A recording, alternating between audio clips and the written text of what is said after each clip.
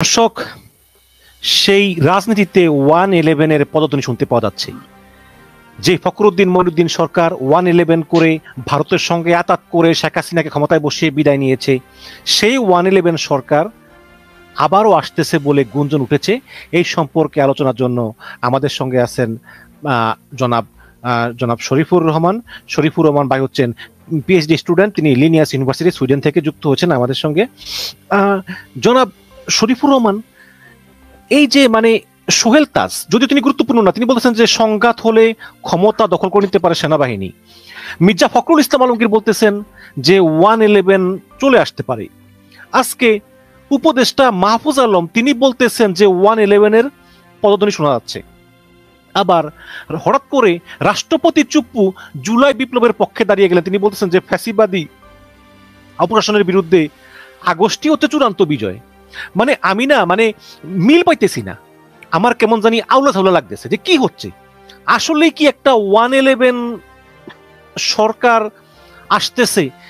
Doctor Debapriya বলেছেন যে সরকারের এক্সিট নিয়ে ভাবা উচিত, আপনি নিশ্চয়ই জানেন। আবার তিনি বলেছেন যে এই সরকারের ভিতরে আরেকটা সরকার আছে। সব মিলিয়ে আপনার কাছে এই 111 সরকার আবারও আসতে পারে, এটা আপনি কতটুকু বিশ্বাস করেন? ধন্যবাদ মিশন ভাই, এবং ধন্যবাদ শ্রোতা বৃন্দ এবং দর্শক মন্ডলী। আসলে এরকম একটা গুঞ্জন উঠেছে, এটা আরো আগে থেকেই চলতেছিল।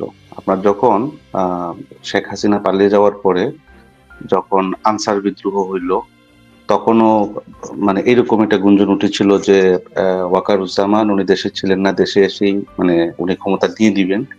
এবং এটা কয়দিন পরপরই আসলে এরকম একটা গুঞ্জন শোনা যায়। আবার অনেকে এটাকে আবার নাম দিয়েছেন যে লাইলাতুল গুজবের রাত। রাত হইলেই ওনারা কিছু গুজব ছড়ান, এবং এই গুজবগুলি আসলে আসে হচ্ছে মেইনলি ইন্ডিয়া থেকে। ইন্ডিয়ার কিছু চ্যানেল আছে, অখ্যাত কুখ্যাত কিছু চ্যানেল আছে, যেমন আজ তক বাংলা, তারপর আরো কিছু চ্যানেল আছে আপনারা জানেন, রিপাবলিক বাংলা, হ্যাঁ, এরকম কিছু চ্যানেল, হ্যাঁ, এই জাতীয় কিছু নিউজ। তো ওই জাতীয় ওইসব যে চ্যানেলগুলিতে আপনি দেখবেন এমন ভাবে, এমন এক্সপ্রেশনে এগুলি বলে যেন এই বুঝি আপনার আগুন লেগে গেছে, বাংলাদেশ অগ্নিগর্ভ হয়ে গেছে, এই ক্ষমতা নিয়ে নিতেছে। এইগুলি একটা গুজব চলতেছে অনেকদিন ধরে। এখন এটা যে গুজব, এটা অলরেডি মানুষ কিন্তু বুঝে গেছে, কিন্তু একেবারে গুজব বলে ব্যাপারটাকে উড়িয়ে দেওয়াটাও একেবারে ঠিক হবে না। কারণ হচ্ছে এটার কিন্তু একটা গ্রাউন্ড তৈরি হচ্ছে দেশের মধ্যে অনেকদিন ধরে। এই গ্রাউন্ডটা কারা তৈরি করছে, কেন করছে, সেটা আরেকটা বড় আলোচনা, কিন্তু যে গ্রাউন্ডটা তৈরি হচ্ছে এটা কিন্তু বাস্তব। আপনি দেখবেন এখন প্রত্যেকটা দলের মধ্যে একটা কনফ্লিক্ট লেগে গেছে অলরেডি, এবং কিছু মানুষ এখানে ঢুকেছে যারা এই কনফ্লিক্টের মধ্যে আগুন আগুনে ঘি ঢালে যেরকম এরকম কাজ করতেছে। ওরা কিন্তু এগুলিকে এসকেলেট করতে চাচ্ছে সবসময়। তো এইভাবে একটা গ্রাউন্ড তৈরি করে এইসব মানুষগুলো আসলে কারা? আমরা মাঝে মধ্যে ছোটন মোটন কি নাম টাম শুনি, বিভিন্ন ষড়যন্ত্রকারী, ছোটন, গফুর, এরা নাকি অন্য কেউ? এখন এরা কিছু কিছু এরকমও আছে যারা অখ্যাত বা যারা হঠাৎ করেই দেখা গেছে উদয় হয়ে গেছে। আবার কিছু আছে বুদ্ধিজীবী সেজে গেছে। এখন কিছু বুদ্ধিজীবী সেজে ওনারা পোস্ট করবে বিভিন্ন ভাবে, এরকম একটা দল আরেকটা দলকে খুঁচা মেরে। এখন এই খোঁচাকুচি করে করে অলরেডি কিন্তু ওরা একটা পরিবেশটাকে কিন্তু অনেকটা ঘোলাটে করে ফেলছে। এখন আপনি দেখবেন বিএনপি, এনসিপি এটা যেন মুখোমুখি, আবার জামাতকে ওরা আবার জাসি, বটর বাহিনী, এই সেই কিছু নাম দিয়েছে। তো এইরকম দেখবেন একটা মুখোমুখি অবস্থানের মধ্যে চলে আসছে অলরেডি। তো যদিও চলে আসে, কিন্তু তারপরেও এতটা মুখোমুখি হয় নাই যে এখন অন্য শক্তি আসলে তারা যে প্রতিরোধ করবে না। কারণ অলরেডি কিন্তু তারা এইটা বলেছে যে আমরা যে যদিও আমাদের মধ্যে কুন্দল রয়েছে, কিন্তু আমরা ফেসিবাদ রক্ষার্থে আমরা এক থাকবো। তো ব্যাপারটা সেটাও না, এই যে একটা গ্রাউন্ডটা চলতেছে এবং এটা একটা চলমান প্রক্রিয়ার মধ্যে আছে। এটা কতদিন থাকবে, কিভাবে থাকবে, এটা বলা যাচ্ছে না। কিন্তু সেকেন্ড যে ব্যাপারটা হচ্ছে যে এই যে বিষয়গুলো বলেন, মাহফুজ আলম একটা পোস্ট দিয়েছে, মির্জা ফখরুল ইসলাম আলমগীর উনিও একটা ইঙ্গিত করেছেন, সালাউদ্দিনেরও কণ্ঠ দেখলাম গতকালকে একটু নরম হয়েছে। এই ব্যাপারগুলো আসলে কিছুটা ইঙ্গিত দেয়, এবং এটা কিন্তু একটা ষড়যন্ত্র চলতেছে। হয়তোবা সেখানে হালে পানি পাচ্ছে না, যার কারণে হয়তো ওইভাবে এখনো পর্যন্ত সম্ভব হচ্ছে না, কিন্তু ষড়যন্ত্রটা চলতেছে।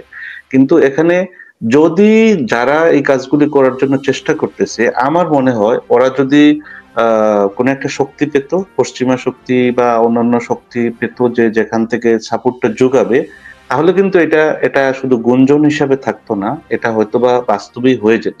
কিন্তু আমার মনে হয়, আমার পয়েন্ট অফ ভিউ থেকে যদি বলি, ওরা চাচ্ছে এটা সবসময়, কিন্তু সেখানে সেই রসদটা পাচ্ছে না। কারণ রসদ কিন্তু লাগে আপনি সবকিছুর। বলতেছেন যে চাচ্ছে কিন্তু রসদটা পাচ্ছে না, এবং পশ্চিমা শক্তিগুলো চায় না যে 111-এর মতো একটা সরকার আসুক। কিন্তু এক্ষেত্রে তো আমি মনে করি ভারতের অবস্থানটা হচ্ছে যে একটা 111 সরকার হলে তাদের জন্য ভালো হয়। এক্সাক্ট, হ্যাঁ। ভারত তো প্রথম দিন থেকেই চাচ্ছে, যেমন 5 আগস্টের পর থেকেই মানে ওনারা যা শুরু করেছে, এবং যে পরিমাণ মানে ওনারা এনার্জি খরচ করতেছে বাংলাদেশের বিরুদ্ধে, এটা তো মানে নজিরবিহীন অবস্থা। এবং ওনারা চাচ্ছে, এবং ওরা তো চাচ্ছে কি, ওরা তো ওপেনলি বলতেছে এই নিয়ে যাচ্ছে, কালকে ওয়াকারুজ্জামান ক্ষমতা নিয়ে যাবে, পরশুদিন সেনাবাহিনী নিয়ে যাইতেছে, এগুলো তো ওপেনলি বলতেছে। এবং আইএসপিআরও বিষয়টা, ওরা একটা সার্কুলার বা প্রেস নোট দিয়ে ওই জিনিসটাকে আবার ক্লিয়ার করেছে যে এগুলা গুজব। তো ওরা চাচ্ছে, ওরা তো চাইবেই, মানে ওরা এখন বললে তো ধরেন অনেক কিছু ওদের উপরেই যায়। এই যে বাংলাদেশের যে গত 17 বছরের যে দুর্বিষহ অবস্থা, যেটা, এটা তো ইন্ডিয়ার হাত রয়েছে, এটা সবাই মনে করে। তো ওরা চাইবেই, এবং ওরা এখনো চাচ্ছে। এখন কথা হচ্ছে, ওরা চাইলেই তো আর হয় না, এখন ওদেরও তো প্রবলেম আছে। কারণ আগে ওদের যে সাপোর্টটা ছিল, যেমন ইন্ডিয়ার পিছনে কিন্তু আমেরিকা ছিল একদম। ইন্ডিয়ার কিন্তু ওইভাবে শক্তি নাই, যেরকম বাংলাদেশের মানুষ মনে করে ইন্ডিয়া চাইলেই সবকিছু করে ফেলতে পারে। এটা কিন্তু মিথ্যা প্রমাণিত হয়ে গেছে। এটা ইন্ডিয়া যেটা করে হচ্ছে আমেরিকাকে সাথে রেখে করে। যেমন 111টা করেছিল আমেরিকা এবং ইংল্যান্ড, ব্রিটেন, পাশাপাশি আপনার ধরেন ইন্ডিয়া ছিল। তো এখন হয়তোবা ওই দিক থেকে পাচ্ছে না, ওরা ওই দিক থেকে সেই সাপোর্টটা পাচ্ছে না, কারণ ডক্টর মোহাম্মদ ইউনূস, ওনার এটা বিশ্বের মধ্যে একটা আলাদা একটা পরিচিতি রয়েছে। এবং ওনার যে পরিচিতি বা ওনার যে একটা ইনভিজিবল একটা পাওয়ার, ওই পাওয়ারটার কারণে হয়তোবা সেটা সম্ভব হচ্ছে না। না হলে ওরা কিন্তু চেষ্টা করতেছে, এবং যদি সেটা ওরা কোনোভাবে ওনাকে রেখেও যদি পারে, তাও ওরা করতে চাইবে এবং করবে, আমি মনে করি। এখানে আপনি জানেন যে সম্প্রতি মানে আমি জেনারেল ওয়াকারুজ্জামানের মনোভাবটা একটু একটু মানে জানতে চাই। যদিও তিনি বিপ্লবের পক্ষের শক্তি, বাট পরবর্তীতে তার বিরুদ্ধে কিছু অভিযোগ আছে যে আয়না ঘর তো আর একজন দুজন চালায় নাই, আয়না ঘর অন্তত 30, 40, 50, 60 জন সেনা অফিসার লাগছে, তাদেরকে তিনি রক্ষা করার চেষ্টা করতেছেন। যে একটা লোক, ওনার নামটা ভুলে গেছি, রেদওয়ান মনে হয়, যিনি ওপেন ফায়ার করেছেন, তাকে শাস্তি দেওয়া হলো সামরিক আদালতে ভৎসনা এবং 6 মাসের ডিমোশন। এবং সম্প্রতি মেজর সাদিক, যিনি কিনা গোপনে প্রশিক্ষণ দিয়েছিলেন প্রায় 400 আওয়ামী নেতা কর্মীকে, তাকে গ্রেপ্তার করা হয়েছে এবং তার বিরুদ্ধে অভিযোগে সততা পাওয়া গিয়েছে। তার স্ত্রী সহ তিনি ট্রেনিং দিয়ে বেড়াতেন বিভিন্ন জায়গায়, এবং তিনি হচ্ছেন আরেকজন মেজর জেনারেলের জামাতা, যে মেজর জেনারেল একসময় কুমিল্লা ক্যান্টনমেন্টের জিওসি ছিলেন, খুব পাওয়ারফুল, এবং তারা গণভবনেও যেতেন। তো এরপরে পুলিশ করলো কি, পুলিশ কয়েকবার আবেদন করেছে ক্যান্টনমেন্টে যে পুলিশ তাদের হেফাজতে ওই মেজর সাদিককে চায়, কিন্তু এখন পর্যন্ত সেনাবাহিনীর পক্ষ থেকে কোনো রিপ্লাই দেওয়া হয়নি। তাহলে এই যেই ক্ষমতার ভিতর আরেকটা ক্ষমতা, ডক্টর ইউনূস নেত্র নিউজের সাংবাদিক তাসনিম খলিলকে বলেছিলেন যে আয়নাঘরটা এতদিন পরিদর্শন করা সম্ভব হয়নি, সেনাবাহিনীর অনুমতি পাওয়া যায়নি। তো আপনার কি মনে হয় যে সামনের দিকে যদি একটা সিচুয়েশন হয় যে জামাত বলে যে আনুপাতিক হার ছাড়া আমরা নির্বাচন করব না, মানে প্রপোর্শনাল রিপ্রেজেন্টেশন ছাড়া, আর বিএনপি যদি বলে যে first past for the post, এই পর্যায়ে নির্বাচন করব না, একটা অরাজকতা হবে, সেই সুযোগে ভারতীয় সহায়তায় জেনারেল ওয়াকারুজ্জামান চিন্তা করে যে অনেক হয়েছে, এনাফ ইজ এনাফ, এরা এই ঝামেলা থামাবে না, তার চেয়ে বরং আমি ক্ষমতাটা নিয়ে নেই, কারণ সেনাবাহিনী রাস্তায় আছে অনেকদিন ধরে, সেনাবাহিনীও ক্লান্ত। সব মিলিয়ে এমনটা পরিস্থিতি আসলে হওয়ার সম্ভাবনা আছে কিনা। এবং সর্বোপরি বলতে গেলে জেনারেল ওয়াকার কি আসলে জেনারেল মইনু আহমেদ হয়ে উঠতে পারবেন কিনা? আচ্ছা আচ্ছা, এখানে অনেকগুলি প্রশ্ন আপনি বলেছেন, যে প্রথমে রেদওয়ানের ব্যাপার, তারপরে আয়নাঘরের ব্যাপার। আসলে যে প্রশ্নগুলি আপনি করেছেন, এই প্রশ্নটা সবার, আমাদেরও, আমার নিজেরও। তো এই ব্যাপারগুলি আসলে পরিষ্কার হওয়া উচিত, যে আসলে এই বিষয়গুলি খোলাসা হওয়া উচিত। এখন কথা হচ্ছে এগুলি কে করবে প্রশ্নগুলি, এবং কে খোলাসা করবে? এগুলি করার তো মানুষ বাংলাদেশে নাই। কারণ এই ব্যাপারগুলিতে অনেকে চাইলেও কথা বলে না, কথা বলতে পারবেও না। তো এই ব্যাপারগুলি আসলে খোলাসা হওয়া উচিত। এই প্রশ্নটা আমার মনে হয় যে যদি জেনারেল ওয়াকারুজ্জামানকে করা হইতো, তাহলে আমার মনে হয় সবচেয়ে ভালো হইতো, মানে কেন এই ব্যাপারগুলি হচ্ছে। এবং যে রেদওয়ানের কথা বললেন, যেটা একদম লঘুদণ্ড, আমি সেটা জানতাম না যে এরকম করা হয়েছে, ভৎসনা করা হয়েছে শুধুমাত্র। তো এইটা আমার মনে হয় এই সাজাটা ওনার প্রাপ্য না। ওনার আরো যদি উনি ফৌজদারি অপরাধ করে তাহলে তো ওনার সামরিক আদালতেও তো একটা শাস্তি হয়। এবং আমি যতদূর জানি ওদের আবার কোর্ট মার্শাল হওয়ার পরে মনে হয় সাধারণ কোর্টে আবার এটা হয় না, এটা আইনত কিছু বাধা আছে এখানে। তো এখন এটা হচ্ছে, এই ব্যাপারটা হচ্ছে, এই ব্যাপারগুলির প্রশ্নটা আপনার যেরকম সেটা আমারও প্রশ্ন এইরকম। আয়নাঘরের ব্যাপারটা, আয়নাঘরটা আসলে এখনো পর্যন্ত দেখতে যাওয়া হয় নাই ওইভাবে। অনেকগুলো আয়নাঘর আবার মেরামতও করে ফেলেছে। তো কারা করলো, এটার পিছনে কারা ছিল, এই যে ব্যাপারগুলি, এই ব্যাপারগুলি নিয়ে আসলে ওপেনলি আলোচনা হওয়া উচিত। এবং এই ব্যাপারগুলি নিয়ে আরেকটা বিষয়, হিউম্যান রাইটস ওয়াচে বলেছে যে সরকার গণহারে আওয়ামী লীগের নেতা কর্মীদেরকে গ্রেফতার করতেছে, কিন্তু কিন্তু শেখ হাসিনা তো তার দলের এমপিদেরকে জিজ্ঞেস করে এগুলা করে নাই, বা মন্ত্রীদের করে নাই। শেখ হাসিনা সরাসরি পুলিশকে নির্দেশ দিয়েছে, সেই জায়গায় পুলিশ গ্রেফতার হয়েছে মাত্র 60 জন, অথচ 90% মানুষ পুলিশের গুলিতে মারা গেছে। এটা কেন?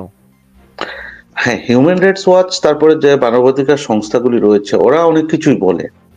তো এরা বললেই যে সবকিছু হয়ে যাবে, আসলে ব্যাপারটা ওইরকম না। ওরা বলবে, ওরা তো মানবাধিকারের জন্যই ওনারা ডেডিকেটেড, তাই না? তো ওরা ওরা বলবেই। তো ওরা বললেও যে সব সময় সবকিছু হয়ে যায় এবং এদের কথা সবসময় যে শুনতে হয়, তাও কিন্তু না। হ্যাঁ, যদি সিগনিফিকেন্টলি ওরা কিছু বলে, কিছু ডাটা দেয়, সেটা অবশ্যই দেখা উচিত। আমরা চাই না কোনো সরকারি মানবাধিকার লঙ্ঘন করুক, যদিও সেটা পুলিশ হোক বা যাই হোক। হ্যাঁ, যাদের গুলিতে মারা গেছে, তাদেরকেও বিচারের মুখোমুখি করতে হবে। তাদেরকে যে এখন মেরে ফেলতে হবে তাও কিন্তু না, সবারই বিচার পাইতে হবে। এক্সট্রা জুডিশিয়াল কিলিং এটা কেউই সাপোর্ট করে না, সেটা সরকারকেও এটা বুঝতে হবে, সবকিছু বুঝতে হবে। তো এই ব্যাপারগুলি যদি আমার মনে হয় সরকার এটা কগনিজেন্সে নেয়, এবং সেই ব্যাপারগুলি যদি দেখে যদি সেখানে মানবাধিকার লঙ্ঘিত হয়, সেটা পুলিশ হোক, সাধারণ মানুষ হোক, যে কেউ হোক, হ্যাঁ, তাদেরকে বিচার করতে হবে। বিচার করে তারপর একটা শাস্তি দিতে হবে। বিচার ছাড়া যদি কাউকে মেরে ফেলা হয়, কারো মানবাধিকার লঙ্ঘিত হয়, সেটা আগের সরকার যেরকম করেছে, এখন সরকারও যদি এরকম করে, সেটা সমালোচনা হইতে পারে। কিন্তু তাই বলে যে আপনি একদম পুরো সিস্টেমটা উল্টে যাবে, যে এখন এরাও মানবাধিকার লঙ্ঘন করে ফেলেছে, এখন এদেরকে উৎখাত করে ফেলতে হবে, আসলে ব্যাপারটা তো ওই রকম না। তারপরে পরের যে ব্যাপারটা আপনি বলছিলেন, যে জেনারেল ওয়াকার কি জেনারেল মইনু আহমেদ হয়ে উঠতে পারবেন কিনা? আচ্ছা, হ্যাঁ, মইনু আহমেদ হয়ে উঠবেন কিনা, আসলে দেখেন, আপনার কি মনে হয় আর কি, মানে দেখেন, আপনার পার্সপেক্টিভ থেকে? আচ্ছা আমি বলি। কারণ একটা জিনিস আপনি চিন্তা করেন মিশন ভাই, কারণ এখনকার জামানা অনেক পাল্টেছে। এখন আর আপনার ওই আগের দিনের যে সেনাবাহিনী ক্ষমতা নেবে, সামরিক শাসকরা আসবে, আসলে ওই ব্যাপারটা কেউই ভালো চোখে দেখে না। এবং বিশেষ করে যে এই গ্লোবালাইজেশনের সময়ে এই ব্যাপারগুলি কেউই, আপনার ধরেন, এই ব্যাপারগুলিকে ওরকম অ্যাকসেপ্ট করে না। এবং আমার মনে হয় না যে উনারও এই ব্যাপারটা এরকম কোনো ইচ্ছা আছে বা এরকম কোনো কিছু করবে, কারণ উনি যদি করতে চাইতো আগেই করতে পারতো, তাই না? এই ব্যাপারটা আমার মনে হয় না। তবে তাকে হয়তোবা যদি কেউ ফোর্স করে, বা কোনো কান্ট্রি ফোর্স করে, কারণ এখানে অনেকগুলি শক্তি বিদ্যমান এবং এই শক্তিগুলি খেলতেছে বাংলাদেশকে নিয়ে। তো এরকম যদি কোনো কিছু এক্সেপশনাল কিছু হয়, তাহলে হয়তোবা এরকম হইতেও পারে। কিন্তু নর্মালি জেনারেল মইনু আহমেদের মতো হয়ে ওঠার কথা না, আমি মনে করি না যে উঠবে এরকম। কিন্তু যদি এরকম যে বিশৃঙ্খলাটা সৃষ্টি হয়, এবং বিশৃঙ্খলা সৃষ্টি হলে যে ধরেন সোহেল তাজের মতো কিছু লোক আছে যারা হচ্ছে আপনার ফায়দা হাসিল করার জন্য সবসময় পেতে থাকে। এরপরে আরো কিছু আছে, যেমন আপনি যে দেবপ্রিয় ভট্টাচার্যের কথা বললেন, তারপরে যে মাহফুজা নাম বা ওই টাইপের আরো কিছু লোক আছে, মানে যারা হচ্ছে যখন অনির্বাচিত সরকার আসে তখন তাদের একটা রমরমা ব্যবসা হয়, তাদেরকে আলাদা করে ফোকাস করা হয়, তারাই ফ্রন্টে চলে আসে, তারাই যেন সর্বেসর্বা হয়ে যায়। তো এরকম কিছু লোক যারা আছে তারা হয়তো চাইবে যে এইরকম একটা পরিস্থিতি দাঁড়িয়ে যাক এবং ওইরকম একটা কিছু করুক, কিন্তু নর্মালি এটা করা আমার মনে হয় বোধহয় ঠিক হবে না ওয়াকারুজ্জামানের জন্য, এবং উনিও আমার মনে হয় এরকম কিছু করবে না। কিন্তু সবকিছু তো আর বলা যায় না, হয়তোবা পরিস্থিতি যদি এরকম হয়, বাইরে থেকে শক্তি যদি শক্তি সাহস যোগায়, ভিতরের যে শক্তিগুলি যদি আবার ওইরকম করে ওনাকে শক্তি সাহস যোগায়, আবার যদি দেখা যায় বিএনপি এনসিপি জামাত সবাই আবার ধরেন একটা কেওস অবস্থা তৈরি করে ফেলে, তাহলে সবকিছুই সম্ভব হইতে পারে, অসম্ভব বলে তো কিছু নাই। আমরা সবকিছুকে গুজব বলে উড়িয়ে দেওয়া যেমন ঠিক হবে না, আবার সবকিছুকে একদম মাথায় নিয়ে যে এটা হয়ে যাবে ওটা হয়ে যাবে এরকম করো বোধহয় সবসময় ঠিক হবে না।